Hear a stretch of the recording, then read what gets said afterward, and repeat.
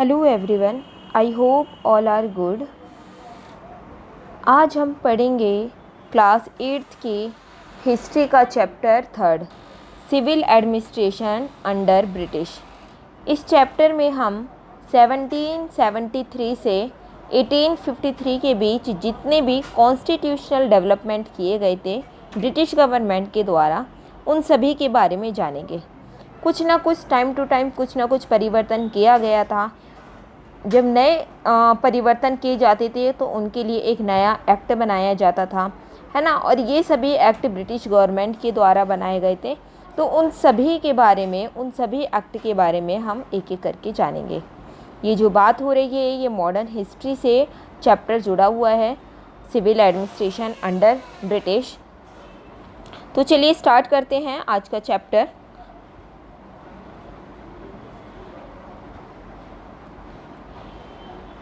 In the beginning, the English East India Company has played the role of the petitioner before the Mughal Emperor.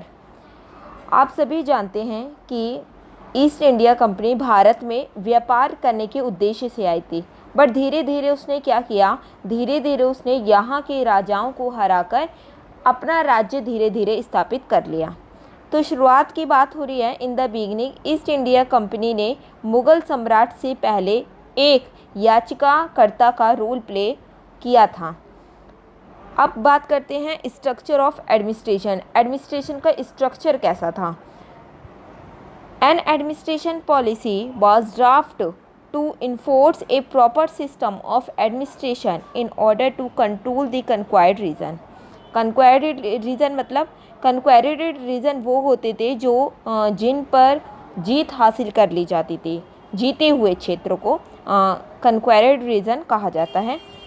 तो उन क्षेत्रों को control करने के लिए एडमिनिस्ट्रेशन की एक प्रॉपर सिस्टम को लागू किया गया था और एक एडमिनिस्ट्रेशन पॉलिसी का ड्राफ्ट भी तैयार किया गया था।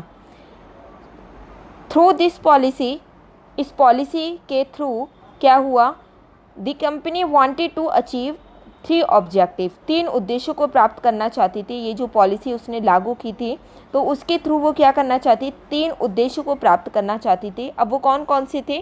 फर्स्ट था to increase the profit through trade, व्यापार के माध्यम से लाभ में वृद्धि करने के लिए, क्योंकि ब्रिटिश गवर्नमेंट का एक ही उद्देश्य था कि व्यापार से वो ज़्यादा से ज़्यादा यहाँ से क्या करे, प्रॉफिट इंक्रीज़ करे, प्रॉफिट कमाए, यहाँ से ज़्यादा उसे लाभ प्राप्त हो। तो फर्स्ट उसका ऑब्जेक्टिव ये था। सेकंड है to increase the profitability to the territories held in India, Bharat में रखे गए क्षेत्रों की लाभप्रदता बढ़ाने के लिए। जो क्षेत्र हैं उनसे वो क्या करना चाहती थी, उनसे भी वो प्रॉफिट करना चाहती थी। वो उनके लिए किस तरीके से प्रॉफिटेबल हो तो उनको वो क्या करना चाहती थी, इंक्रीज़ करना चाहती थी, बढ़ाने के लिए उनको इंक्रीज़ करना चाहती थी। थर्ड क्या था, to strengthen the British hold over India, Bharat पर ब्रिटिश अपनी पकड़ को मजबूत करना चाहता था। वो चाहता था कि भारत उसके कब्जे में हो जाए, हर एक जो रूल, हर एक जो पॉलिसी हो वो किसके अंडर में हो, वो सारी ब्रिटिश के अंडर में हो। तो यानी कि पूरी तरीके से अपना राज्य स्थापित करना चाहता था। तो ये क्या थी, ये कंपनी का उद्देश्य थे, ये तीनों उद्देश्य। अब हम बात करते हैं द रेगुलेटिंग एक्ट ऑफ 1773। इस अधिनियम ने ईस्ट इंडिया कंपनी के गवर्नर के कार्यों को ब्रिटिश सरकार की देखरेख के अधीन कर दिया था। भारत में ईस्ट इंडिया कंपनी के कार्यों व प्रशासन में सुधार हेतु ये एक्ट बनाया गया था। कौन सा एक्ट, जिस एक्ट की हम बात कर रहे हैं, regulating act of 1773। You know all कि ईस्ट इंडिया कंपनी भारत में व्यापार करने के लिए आई थी। अभी थोड़ी देर पहले भी बताया था कि भारत में व्यापार करने के उद्देश्य से ईस्ट इंडिया कंपनी ने भारत में आगमन किया था।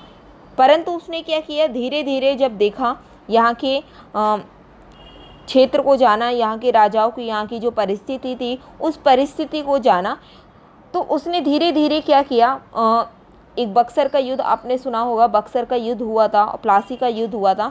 तो इस कंपनी ने बक्सर के युद्ध और प्लासी के युद्ध के राजाओं को पराजित किया और राजनीतिक सत्ता भी इसने प्राप्त कर ली थी। इसलिए उसमें बहुत सारी प्रशासनिक कमियां थी जिनको ठीक करने के लिए कानूनों की आवश्यकता पड़ी थी। तो उन्हीं कानूनों उन कानून के द्वारा उन नीतियों में वो जो सुधार करने थे, उन्हीं सभी में उन सभी कमियों को सुधार करने के लिए रेगुलेटिंग एक्ट को बनाया गया था। ये एक्ट ब्रिटिश सरकार ने इंग्लैंड की संसद में 1773 में बनाया था। ये मोस्ट इम्पॉर्टेंट लाइन है जिसको याद रखना। कई बार क्वेश्चन आता है, कई बार क्या मोस्टली क्वेश्चन ये आता ही है कि रेगुलेटिंग एक्ट किस सन में और कहाँ बनाया गया था। तो याद रखना कि ब्रिटिश सरकार के द्वारा रेगुलेटिंग एक्ट बनाया गया था संसद में 1773 में, क्योंकि बंगाल में कंपनी के शासन में अधिनियमितता को रोकने के लिए इस एक्ट को लागू किया गया था। और इसी एक्ट में कंपनी के निर्देशकों को ब्रिटिश गवर्नर के समक्ष कंपनी के civil, military and revenue affair of the company before the British government क्या किया था। इसी एक्ट में कंपनी के निदेशकों को ब्रिटिश गवर्नमेंट के समक्ष कंपनी के सिविल, मिलिट्री और राजस्व मामलों में रिलेटेड सभी दस्तावेज, सभी डॉक्यूमेंट्स को रखने को कहा। Also to corruption, all official of the company had to furnish detail to their assist। इसके अलावा करप्शन को रोकने के लिए कंपनी के सभी अधिकारियों को अपनी संपत्ति का विवरण प्रस्तुत करना था। अब इसके प्रोविज़न क्या थे वो भी जान लेते हैं। अभी तक बंगाल के गवर्नर जो थे उनको क्या कहा जाता था, उनको गवर्नर कहा जाता था, बट अब उसको बदल गया था रेगुलेटिंग एक्ट के दौरान। अब कहा गया था कि जो बंगाल के गवर्नर को गवर्नर कहते थे, अब उसको गवर्नर ना बोलकर गवर्नर जनरल बोला जाएगा। एक फर्स्ट प्रोविज़न ये था। ईस्ट इंडिया कंपनी के 3 प्रोविज़न हुआ करते थे। जो उसमें फर्स्ट था वो था बम्बई, दूसरा था वो था मद्रास और तीसरा जो था वो था बंगाल। इन तीनों प्रोविज़न में गवर्नर अलग अलग हुआ करती थी, बट इस कानून के तहत जो रेगुलेटिंग एक्ट बनाया गया था, इस रेगुलेटिंग एक्ट के तहत ये बनाया गया कि प्रोविज़न में जो गवर्नर है उन सब का एक हेड होगा जिसे बोला जाएगा गवर्नर जनरल। और ये कहाँ बैठेगा, ये बैठेगा बंगाल में, है ना। तो ये इम्पॉर्टेंट है, तो इसको ध्यान में रखना कि ईस्ट इंडिया कंपनी के 3 प्रोविज़न हुआ करते थे। कौन सा? बम्बई में, दूसरा मद्रास में और तीसरा बंगाल में। और इन तीनों की जो प्रोविज़न है, जो प्रोविज़न में जो गवर्नर थे वो पहले अलग अलग हुआ करते थे, रेगुलेटिंग एक्ट से पहले अलग अलग हुआ करते थे। बट जैसे ही रेगुलेटिंग एक्ट का कानून आया तो इसी के तहत ये बोला गया कि प्रोविज़न में जो गवर्नर होगा उन सब का एक हेड भी होगा। और वो हेड कहाँ होगा? वो हेड होगा बंगाल में, जिसको गवर्नर जनरल बोला जाएगा। फर्स्ट गवर्नर जनरल जो था वो वॉरेन हेस्टिंग्स था। और ये कहाँ? ये बंगाल का बनाया गया। ये बंगाल के फर्स्ट गवर्नर जनरल बने थे वॉरेन हेस्टिंग्स। अब हम बात करते हैं पिट्स इंडिया एक्ट ऑफ 1784 की। पिट्स इंडिया एक्ट को लागू किया गया था रेगुलेटिंग एक्ट की कुछ कमियों को दूर करने के लिए। तो 1780 में विलियम पिट्स जब इंडिया आए थे तभी इस पिट्स इंडिया एक्ट को उन्होंने, पहले रेगुलेटिंग एक्ट के बारे में उन्होंने क्या किया, इंक्वायरी की, तो उन्हें कुछ कमियां दिखाई दी। उन्हीं कमियों को दूर करने के लिए उन्होंने ये एक्ट बनाया जिसका नाम पिट्स इंडिया एक्ट रखा गया और इसको लागू किया गया था 1784 में। Later, a new act, the Pitt's India Act 1784, was passed to improve upon the regulating act। जैसे कि अभी बताया कि एक नया एक्ट पिट्स इंडिया एक्ट जो कि 1784 में बनाया गया था।